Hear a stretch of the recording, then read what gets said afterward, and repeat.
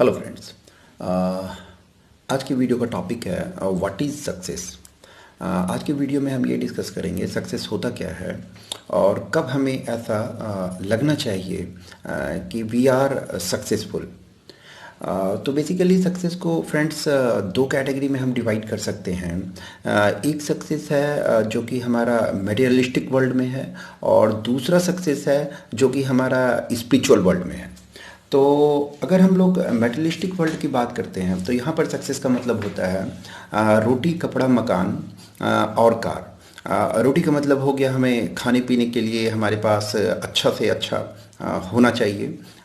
कपड़े हमारे काफ़ी अच्छे होने चाहिए, ब्रांडेड होने चाहिए। मकान 3 BHK 5 BHK, अगर एक मकान है तो दूसरा मकान भी होना चाहिए। तो इसे हम लोग मेटलिस्टिक वर्ल्ड में सक्सेस बोलेंगे। कार, अच्छी से अच्छी कार जो है वो हमारे पास होनी चाहिए। और दूसरा जो सक्सेस है फ्रेंड्स वो है बेसिकली स्पिरिचुअल वर्ल्ड में। तो स्पिरिचुअल वर्ल्ड का जो सक्सेस होता है वहाँ पर सेटिस्फैक्शन की बात होती है, वहाँ पर विजडम की बात होती है, वहाँ पर कॉन्शियसनेस की बात होती है, वहाँ पर बात होती है how to connect with the soul, how to connect with the supreme power, how to connect with the supreme consciousness. तो ये स्पिरिचुअल वर्ल्ड का सक्सेस होता है। अब हम एक एक करके देखेंगे फ्रेंड्स। बेसिकली मेटलिस्टिक वर्ल्ड में जो सक्सेस है वो किस तरह का सक्सेस है और स्पिरिचुअल वर्ल्ड में जो सक्सेस है वो किस तरह का सक्सेस है। तो जब हम बात करते हैं मेटलिस्टिक वर्ल्ड की फ्रेंड्स तो ये एक बहुत बड़ा ट्रैप है।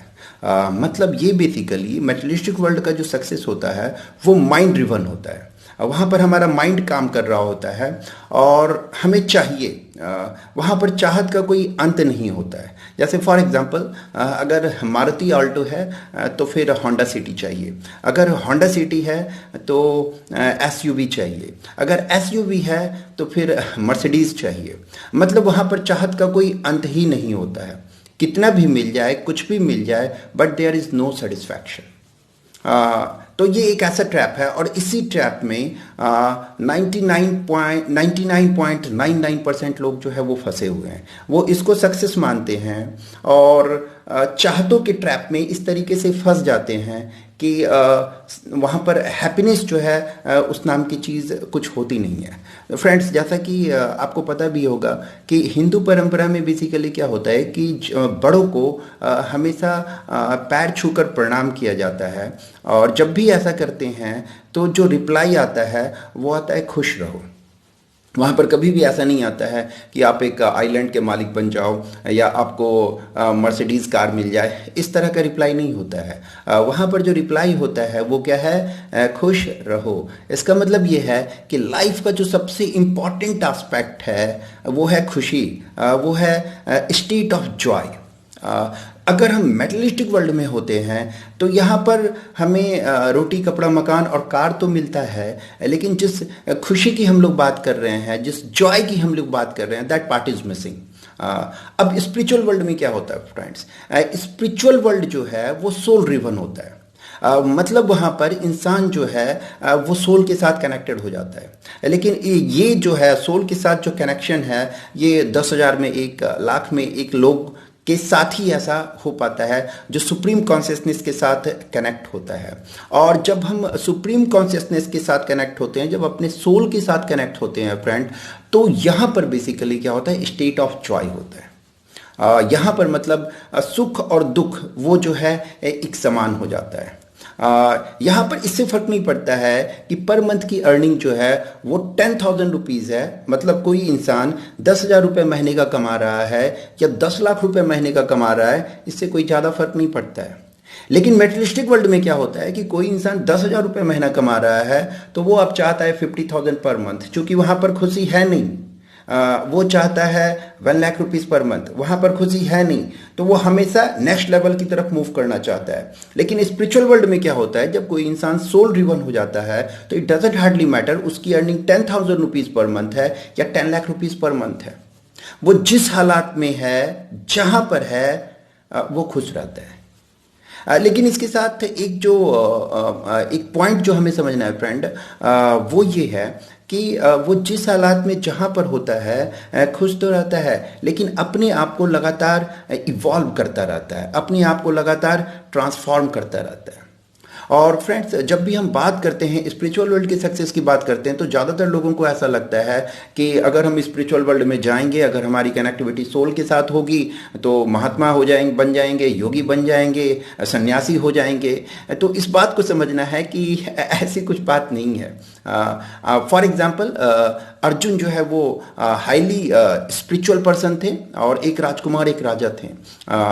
भगवान राम स्पिरिचुअल पर्सन थे, एक राजा थे। भगवान कृष्ण स्पिरिचुअल पर्सन थे, एक राजा थे।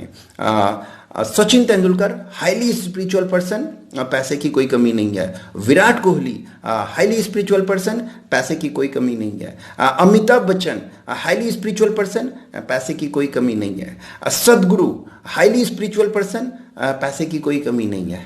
कहने का मतलब ये हुआ फ्रेंड्स कि जैसे ही आप सोल रिवन होते हो, बाकी सारी की सारी चीज़ें बाय प्रोडक्ट हो जाती हैं। मतलब वहाँ पर फोकस रोटी कपड़ा मकान और कार पर नहीं होता है, ये सारा का सारा चीज़ जो है वो बाय प्रोडक्ट हो जाता है। जैसे हम सोल के साथ कनेक्ट होते हैं, हमारे पास विजडम आ जाता है। विजडम का मतलब है इस चीज़ की पहचान, क्या हमें सही और गलत की पहचान। विजडम का मतलब है सही और गलत की पहचान। यहाँ तक ही नहीं, इसका नेक्स्ट लेवल है सही और गलत की पहचान करना, क्या सही है क्या गलत, और सही को लाइफ में एग्जीक्यूट करना। जब हमारे अंदर विजडम आता है तो साथ साथ क्या होता है, इम्प्लीमेंटेशन आता है ना। लेकिन हम जैसे फॉर एग्जांपल, हम सबको ये पता है कि मॉर्निंग वॉकिंग करना, सुबह में योगा मेडिटेशन करना, ये काफ़ी अच्छा है। ये हर कोई जानते हैं, इस बात की जानकारी हर किसी के पास है। लेकिन कितने लोग ऐसा कर पाते हैं? लेकिन जिन लोगों के पास विजडम होता है, उनके पास इम्प्लीमेंटेशन होता है। इसका मतलब है नॉलेज तो है, जानकारी तो है, उस जानकारी को, उस पॉजिटिव इंफॉर्मेशन को जब आप लाइफ में इंप्लीमेंट करना शुरू कर देते हो, तो वो फिर विजडम का पार्ट हो जाता है। तो कहने का मतलब ये हुआ फ्रेंड्स कि जब हम स्पिरिचुअल वर्ल्ड में आते हैं, तो हमारे लाइफ में जो है वो हारमोनी होता है। हमारी वाइफ के साथ जो रिलेशन होता है वो काफ़ी अच्छा होता है। बच्चों के साथ जो हमारा रिलेशन होता है वो काफ़ी अच्छा होता है। ऑफिस में बॉस के साथ जो रिलेशन होता है वो काफ़ी अच्छा होता है। तो यहाँ पर हारमोनी होता है, यहाँ पर किसी तरह का कोई क्लैश नहीं होता है। सुख और दुख एक समान हो जाता है। मतलब एक्सटर्नल वर्ल्ड जो है वो हमारे इंटरनल वर्ल्ड पर जो हमारा हार्मोनल सिस्टम है उसको डिस्टर्ब नहीं कर पाता है। हम उस स्टेट में चले जाते हैं जहाँ पर सक्सेस और फेलियर का ज़्यादा फर्क नहीं पड़ता है। जहाँ पर अगर पैसा थोड़ा कम हो गया या पैसा थोड़ा ज़्यादा हो गया तो उसका भी फर्क नहीं पड़ता है। हेल्थ थोड़ा कम हो गया, हेल्थ थोड़ा ज़्यादा हो गया, थोड़ा गड़बड़ हो गया या काफ़ी अच्छा भी है, तो उससे भी ज़्यादा फ्रेंड्स फर्क नहीं पड़ता है। तो basically it's a state of Joy, it's a state of harmony जब हम स्पिरिचुअल वर्ल्ड में होते हैं।